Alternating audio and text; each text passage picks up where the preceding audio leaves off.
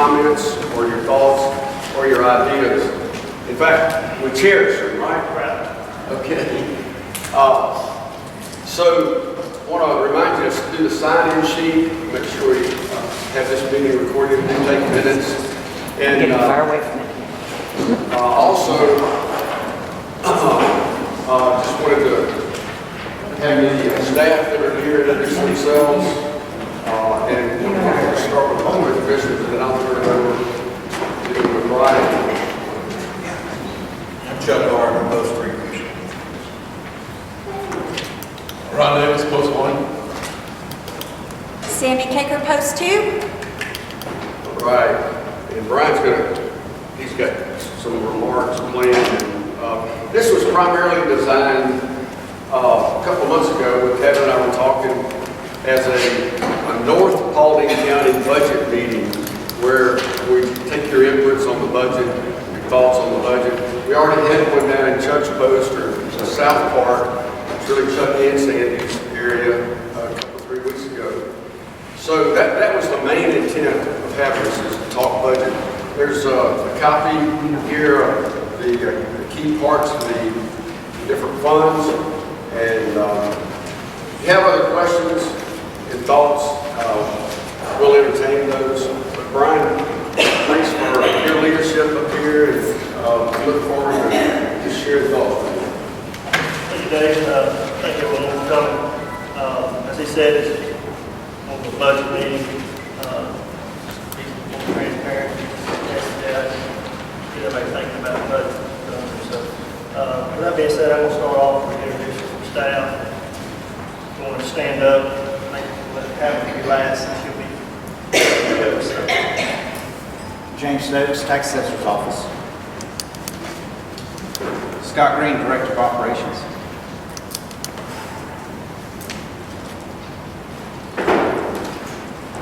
Frank Baker, County Administrator. Tabitha Pollard, Finance Director.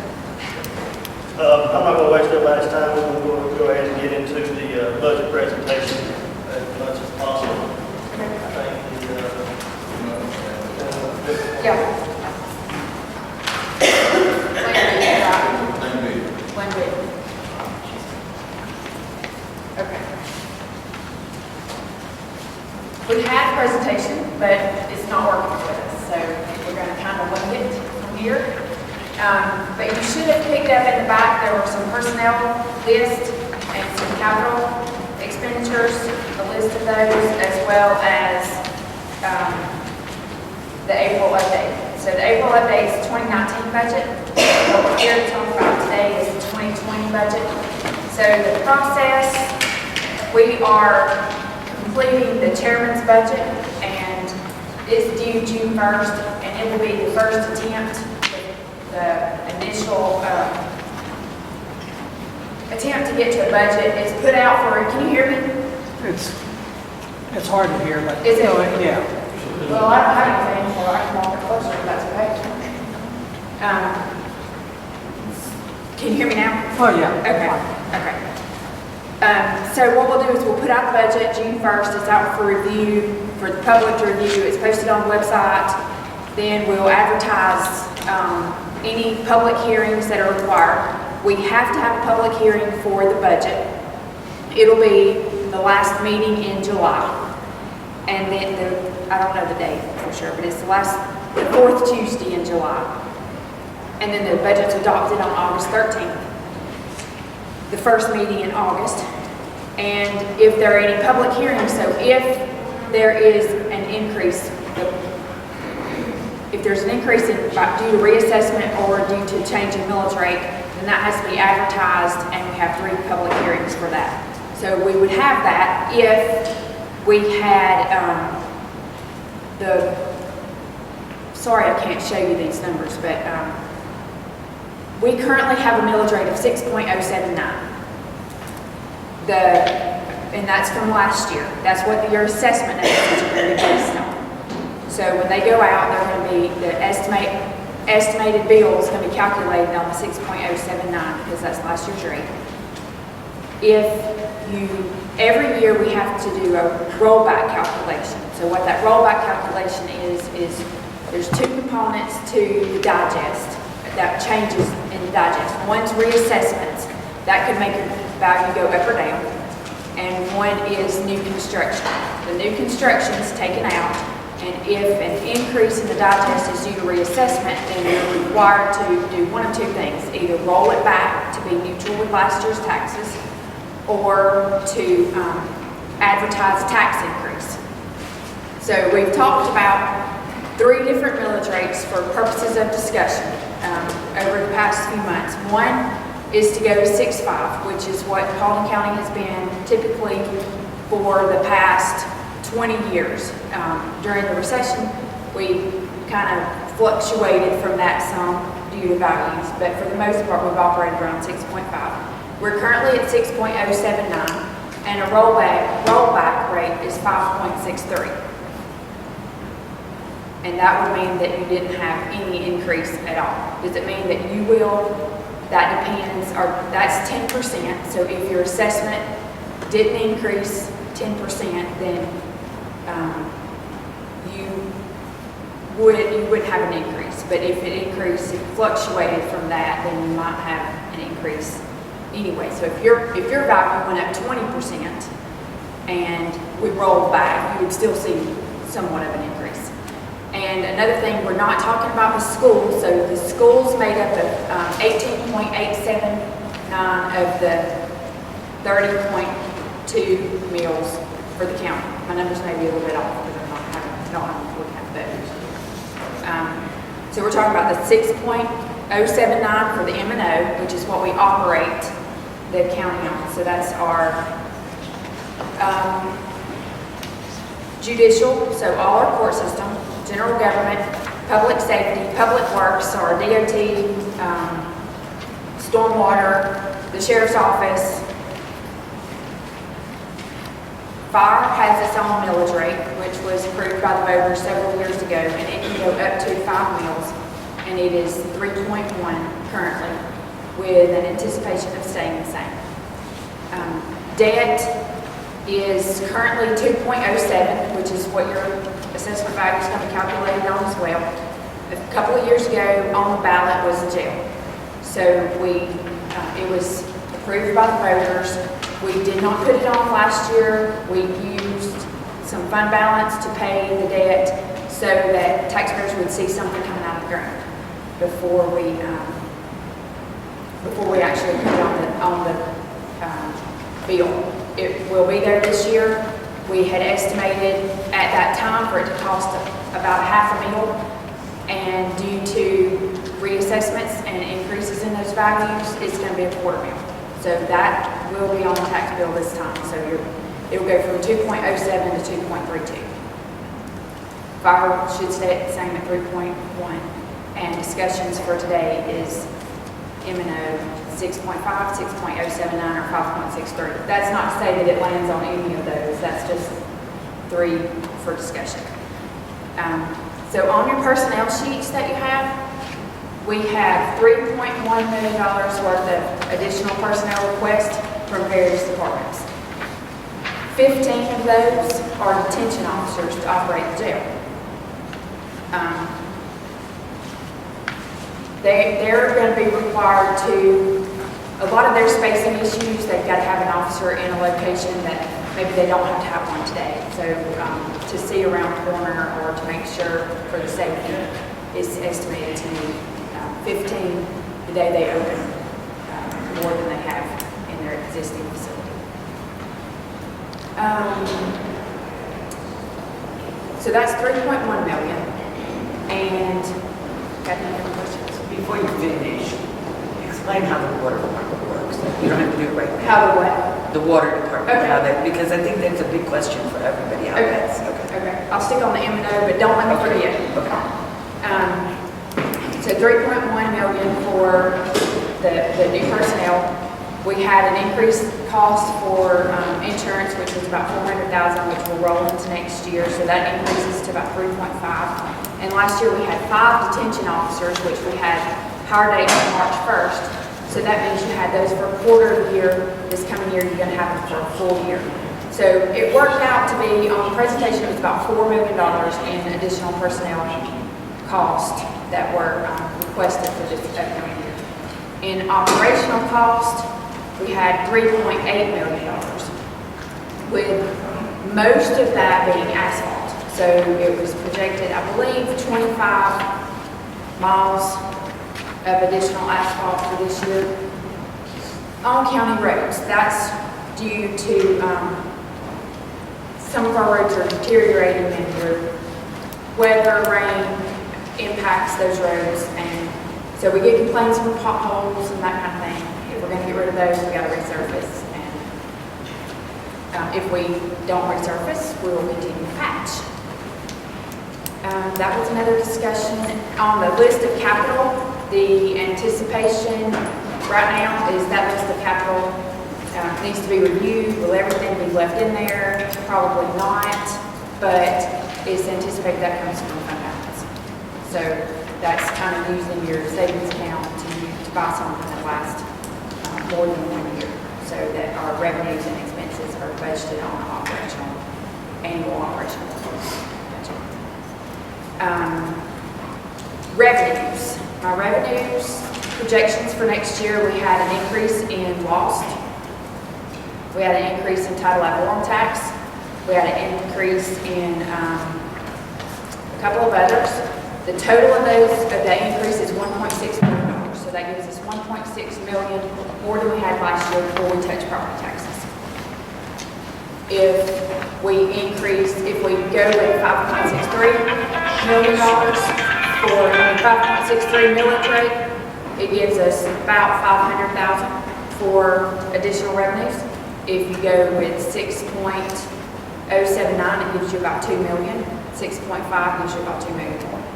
So currently we have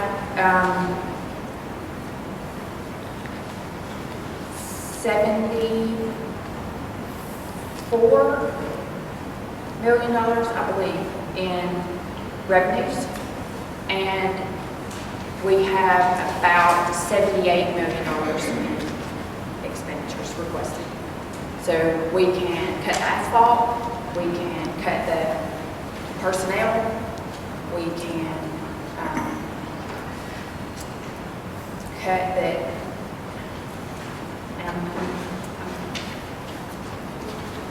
I'm seeing all kinds of numbers in my head. So I think that was with the 6.5. So the 6.5, to go from 6.5 to 6.079, we got to reduce by $2 million more. So those are pretty much our options right now, are to look at the personnel and reduce that, to look at the asphalt and reduce that. And another thing we haven't talked any about are salary increases for employees and where we should be with that. As you know, we did a salary study a couple of years ago, and then we haven't included any increases since that time.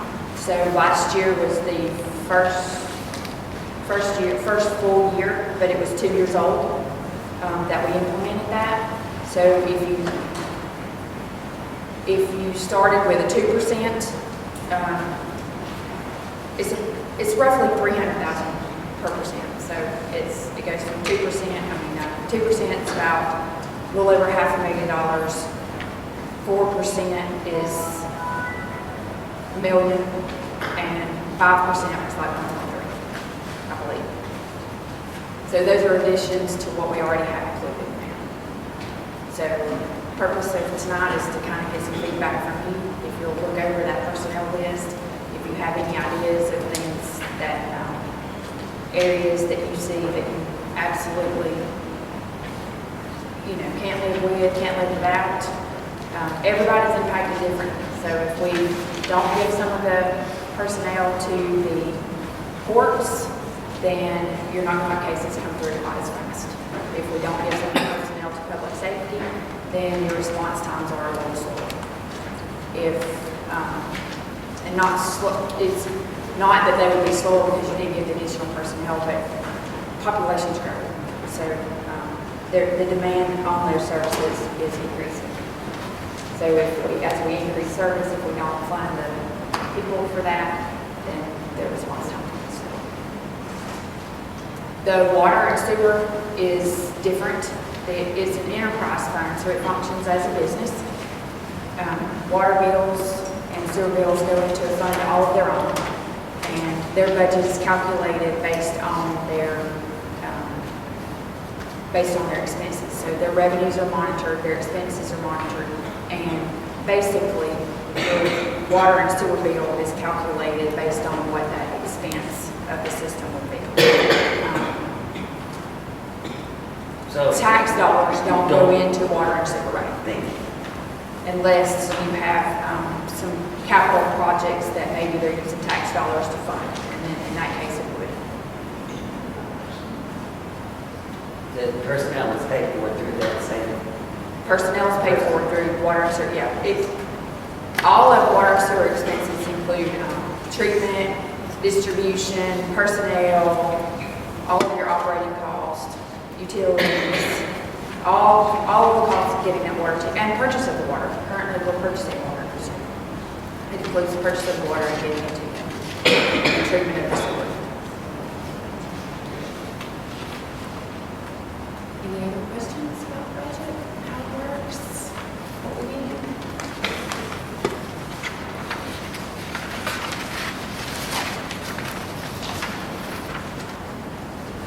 Questions? She deserves about a week off. Probably the smartest one we can. Anytime has anything to do with that. Thank you. Just give a little bit of updates on postal, what's going on. This past Saturday, the special needs field, just right down here, opened up. I'm going to give thanks to Ron, past commissioners for doing that. Tony Crow had everything to do with it. I wish I did because I'm very involved with Canna Farms and stuff like that. But the past commissioners done a great job. So thanks, Ron. Past commissioners. High Shoals Fall, it's High Shoals Road. It's a little park, Canna Fall, a few years ago. Looked at that. Doing some work down there with some SPOS money to increase the parking. I have some of the residents around there, and maybe make the residents have to use it a little bit more, because right now it's not really a whole lot of park. You do get in the church across the street, on the side of the road, so looked at doing that. A little bit of update on the Richmond Creek Reservoir. They're hoping to start filling late 2019. Start producing early to mid 2020, as long as they can get the water quality stable. So it depends on how long that'll take. I call Laura on the way up here over water and sewer to get an update on that. We back a few meetings ago got Crowville recognized. It's a little community back from the late 1900s, or late 1800s to 1908, matter of fact. There was a post office from 1892 to 1908, and I think the signs will be going up in the next few weeks. So, probably seen it on the, if you had bad storms coming in, see it on the radars, Crowville. I like history, so I kind of thought it'd be nice to let everybody know what Crowville is, especially in the city Crest area. Just that's a tornado coming through, so we got signs going up there. I want to ask Frank maybe get a little bit more talk about Raccoon Creek Basin and the partnership between KSU and local school districts. Sure be happy to. It's become a real interesting thing over the last year and a half. The chairman and I have spent a lot of time down there, as well as most commissioners, right off the Silver Pond Trail, which is one of our greatest assets that we have here in Fulton County. We have the Raccoon Creek watershed, the basin over there. And there's a lot of interesting things that are going on in that particular area. Right now we have, we're working on a partnership with KSU, Kennesaw State, and they're doing a lot of research on the creek. And that research is actually also going on with our local school district. And I'm glad to see a couple of our school district board members are here tonight. I appreciate y'all being here. It's always great to see y'all.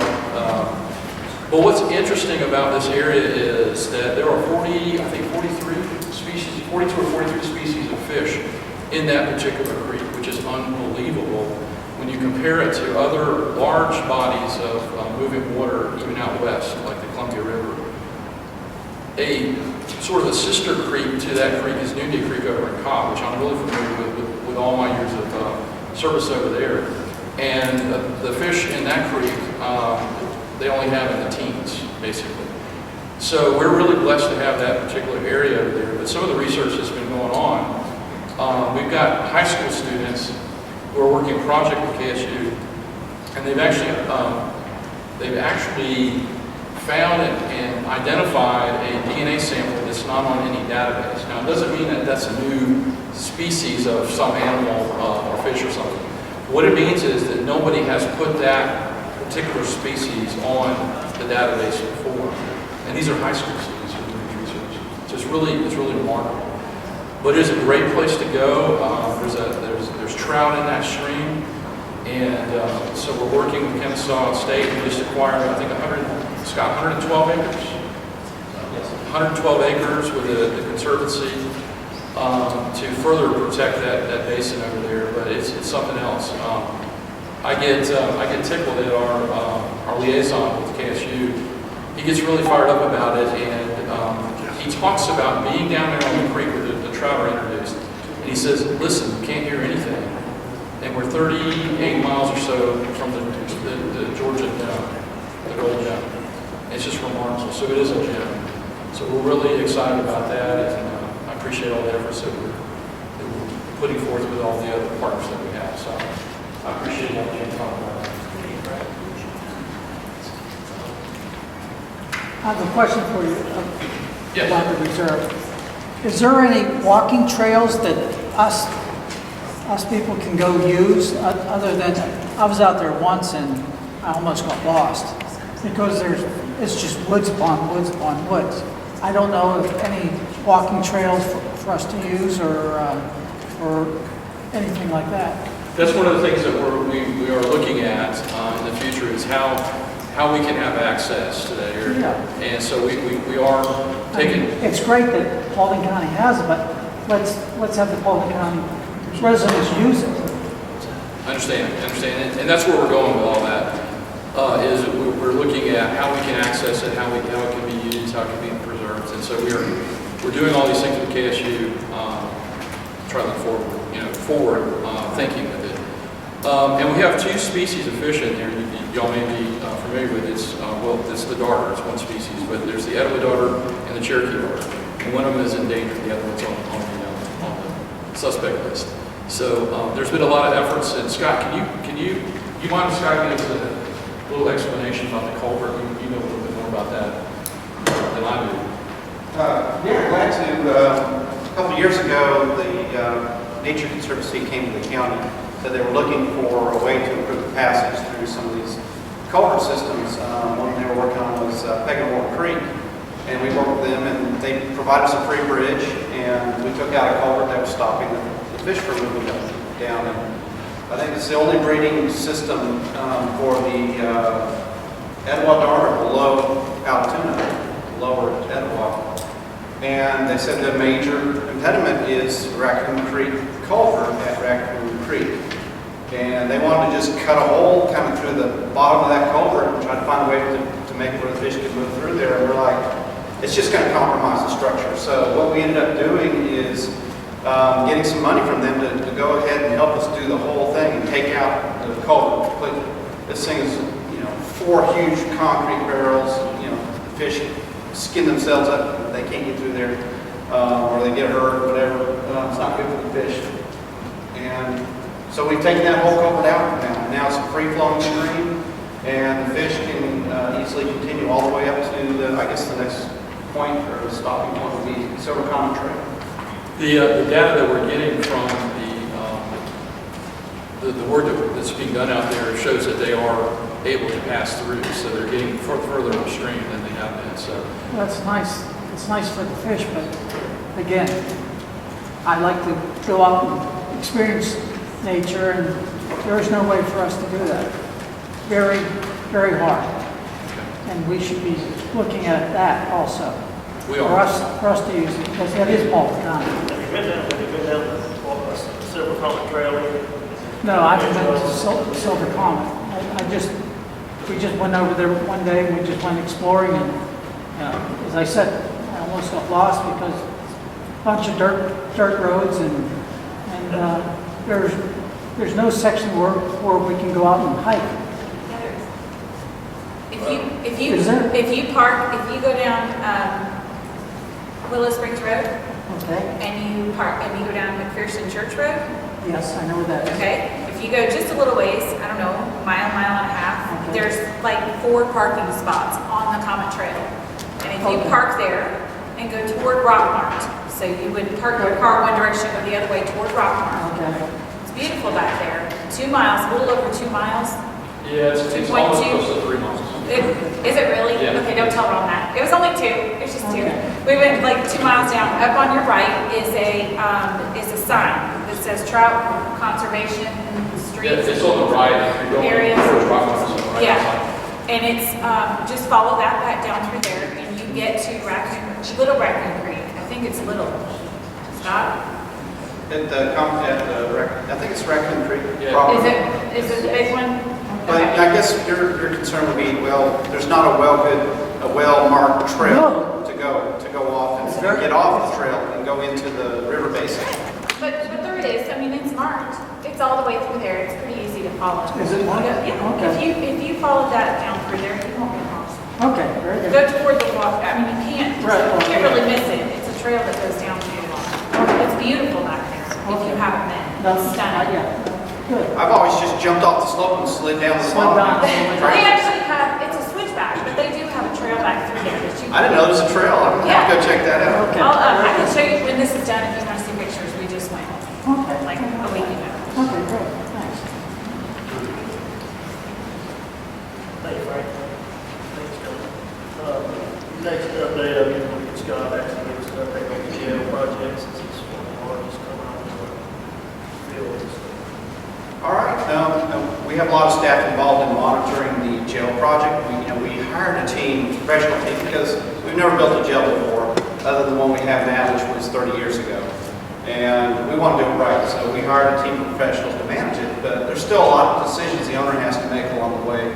So we have the county engineer and the chief building official and myself looking at everything that's done and handling the changes that are presented to us. And a lot of times it's a change we want or we request, and we have to alter the contract to make sure it gets done.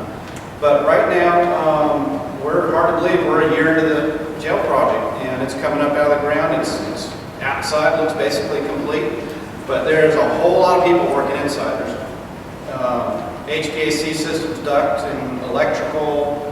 I wish we had a camera on the inside, really, because there's so much going on.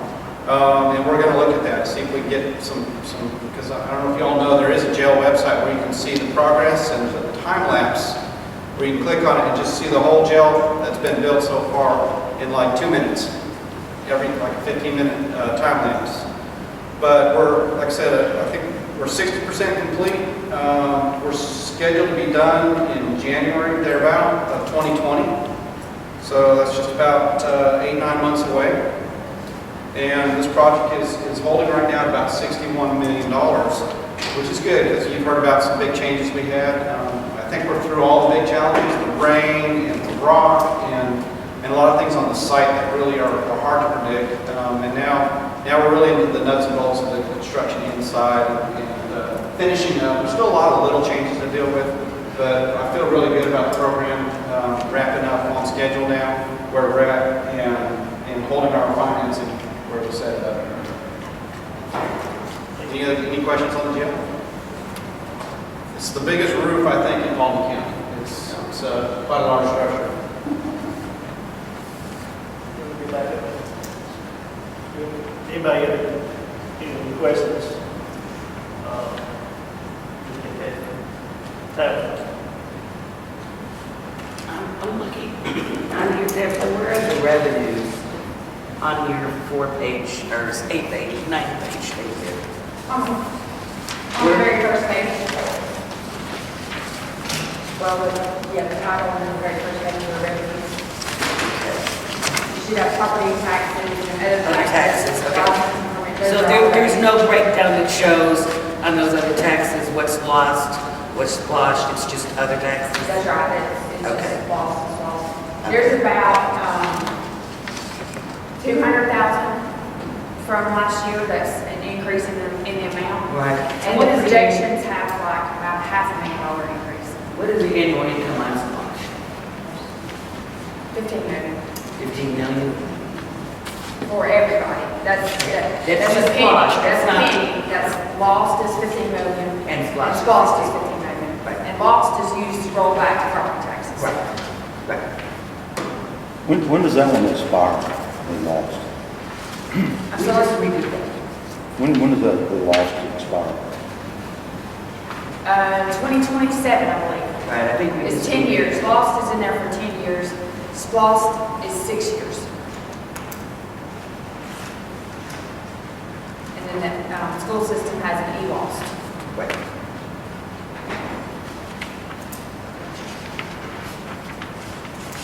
Questions? I got one. I'm just curious, and maybe it's just the way it's put on here. Let me find it again.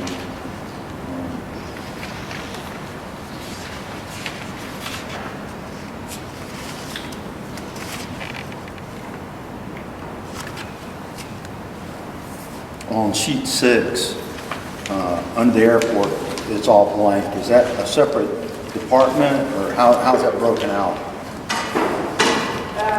Because it doesn't show anything. There are no numbers there. Yeah, nothing. That's because it's not a department of the air, not a department of the county. It's included in that underneath the airport line, there is other general, I believe it's. General appropriations? Yeah, and it's like 900 and some thousand dollars, am I right?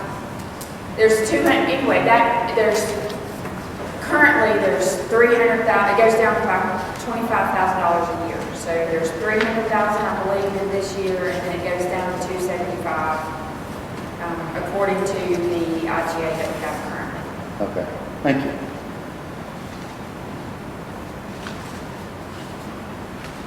More questions?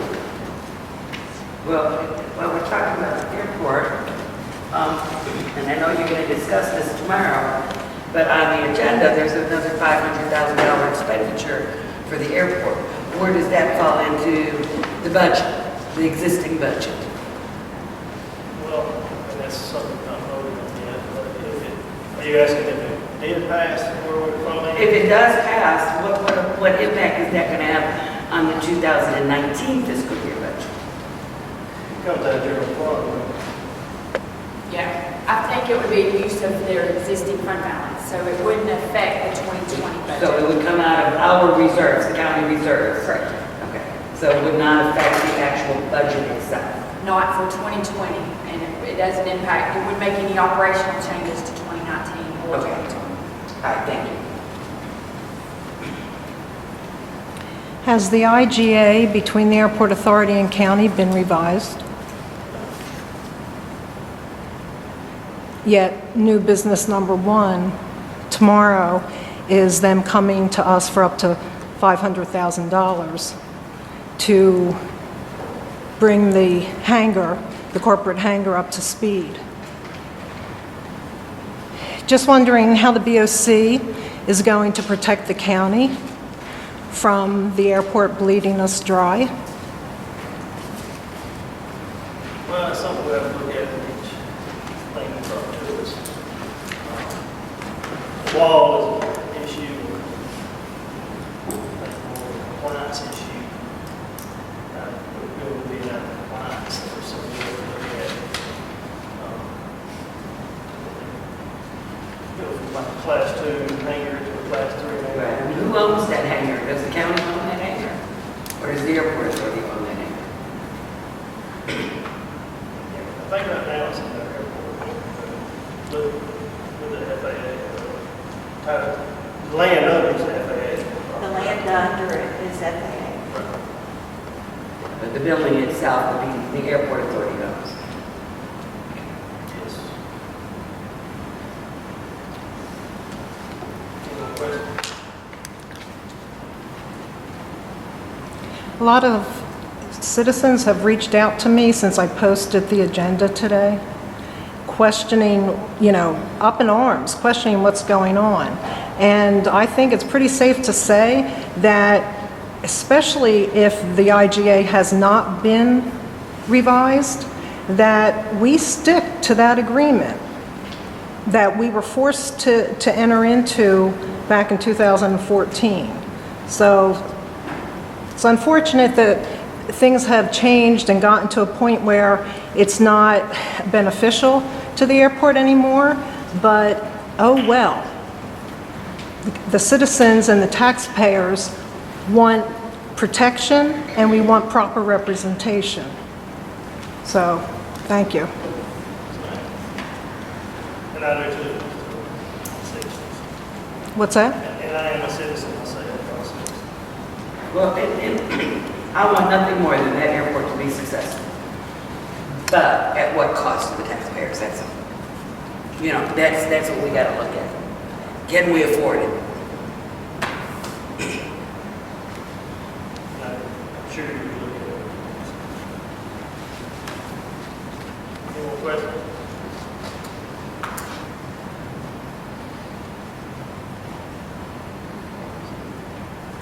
Well, thank y'all for coming out. All of you. But thank y'all for coming out. I know I try to keep it short and sweet, respectful of your time, my time also. So, if there's no more questions, I'll just leave it. Oh, wait. One more thing, just quick. Are we still making the bond payments for the airport? Yes. Okay. They're not making the bond payments, we are. Okay, thank you. Hey, Brian, I have one question. Sorry, you're not going to get started again.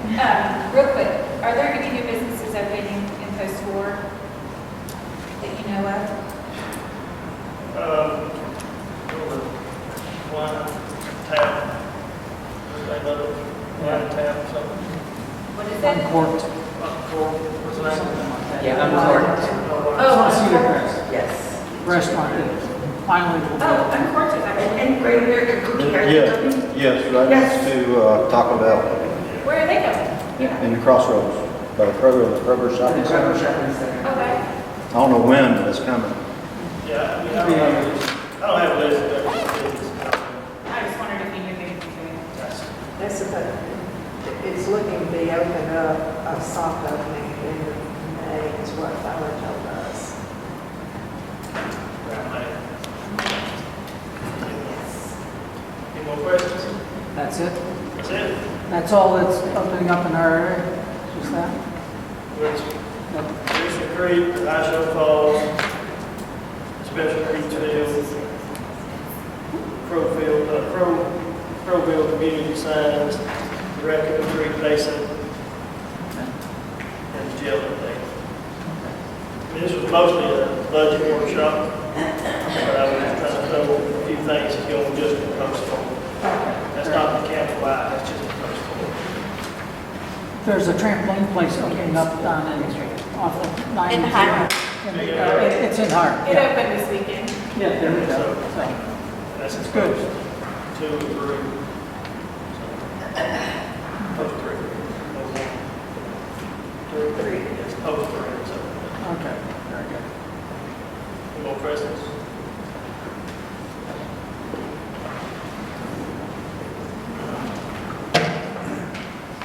Call it to the close.